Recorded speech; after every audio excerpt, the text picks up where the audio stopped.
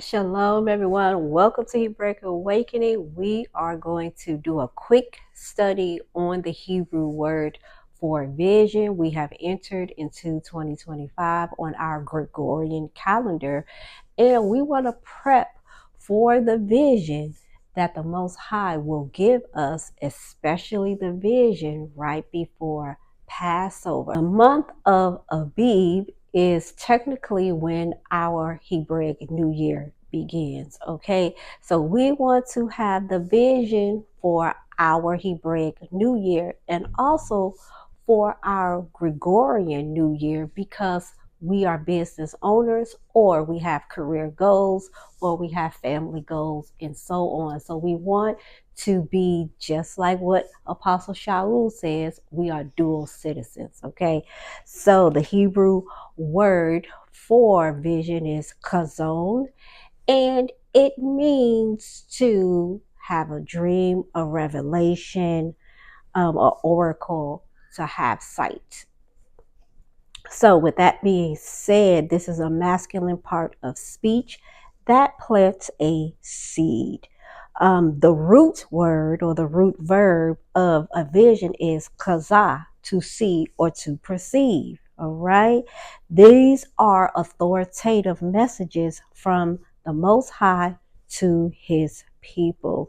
In these visions, we are finding perspective in the Most High's instructions. We are becoming aware of his messages and the way that he wants to speak to us.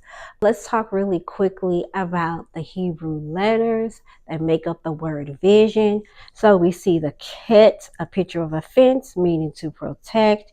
We see Zion, a picture of a sword, meaning to cut.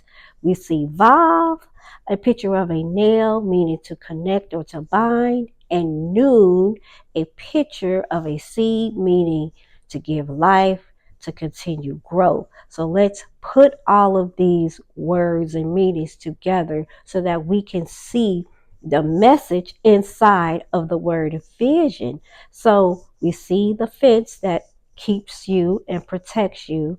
We also see a sword, a weapon that is to ward off any enemies coming to get you out of that fence of protection.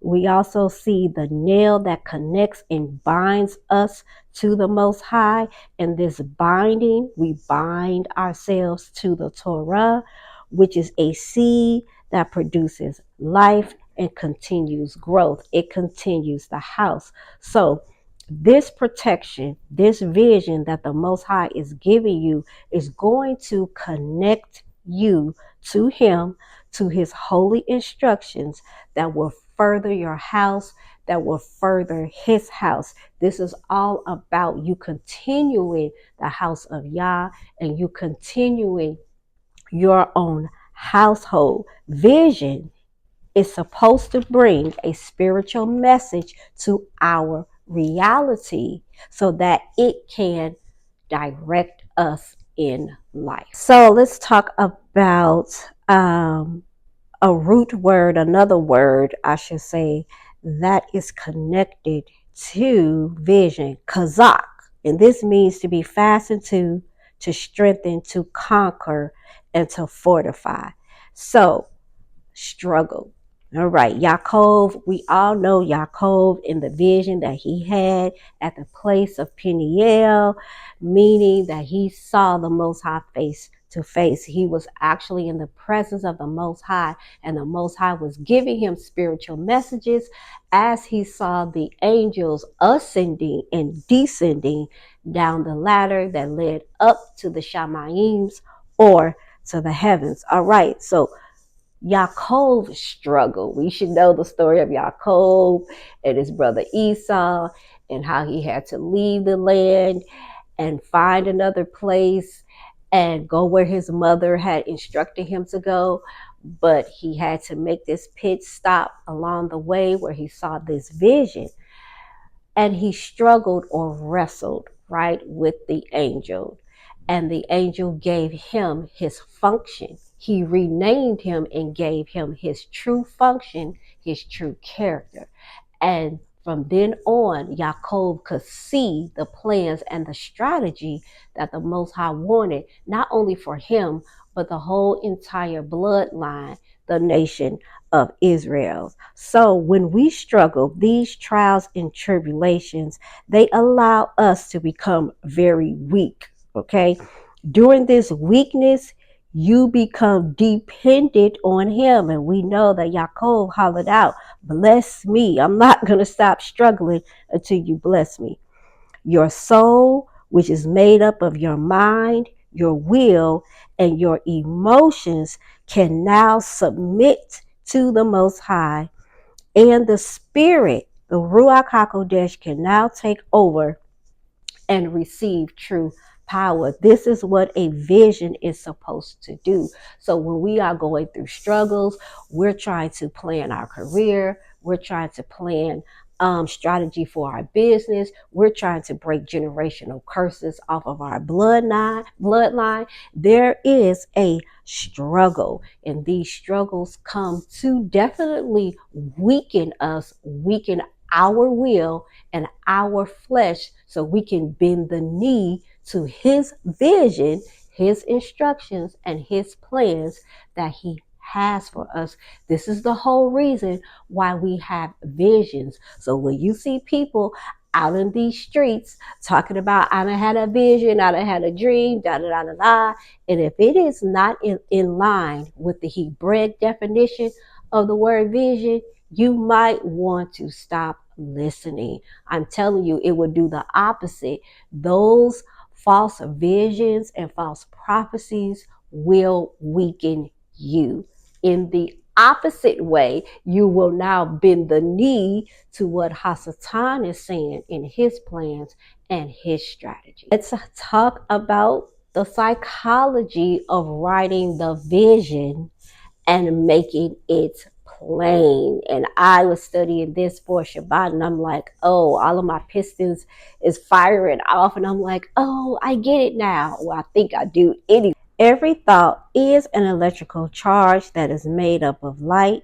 All biological or chemical reactions that happen in our bodies is preceded by a transfer of light. The universe, in a nutshell, all right, is being held together by fiber optic cables that transfers light from one place to another. Okay, so with that being said, if Torah is light and we believe that light can be transferred, this fits perfectly into so many scriptures in the Bible that talks about say those things that are not as though they were, write the vision and make it plain so those that see it and read it can run with it.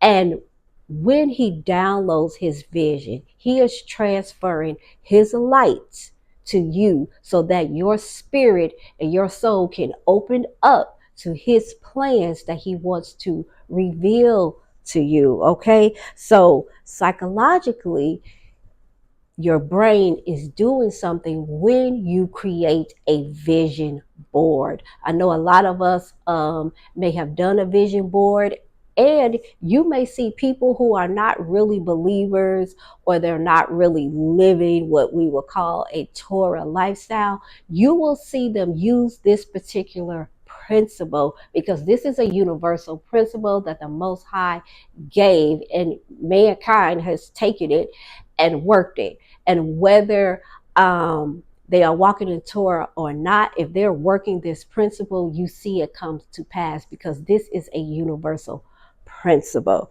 All right. So psychology, neuroscience, all right, the brain, the RAS, the reticular activating system.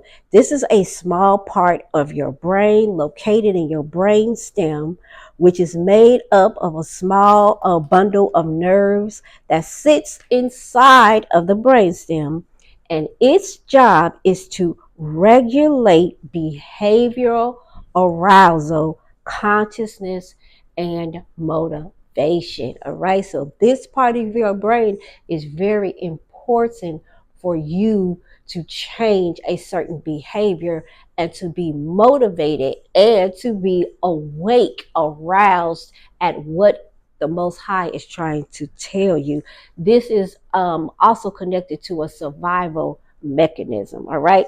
This system is able to control what incoming information, something that is stimulating you, is able to control it, and is able to make you aware of it, right? This causes you to stay either motivated or not motivated, and to get you to behave in a certain way. So if you are having subconscious thoughts that are negative, when you are in a state of depression, then what you think is what you're going to see. It is going to become your reality, right? Believe it or not, your brain is not processing everything around you. It really isn't.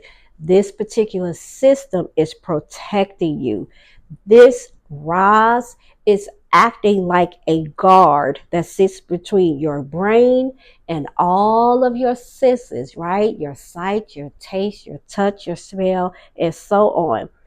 This system, it begins to filter out information, and it is going to say what gets in and out, what is relevant to you. This helps you to stay alive and to stay sane. So this is one function of it. However, you can use this particular system to help you to see the vision, to think about the vision, to speak the vision, and for it to come to fruition, because now you are changing your neural pathways, right? You are reprogramming it when you write the vision and make it plain.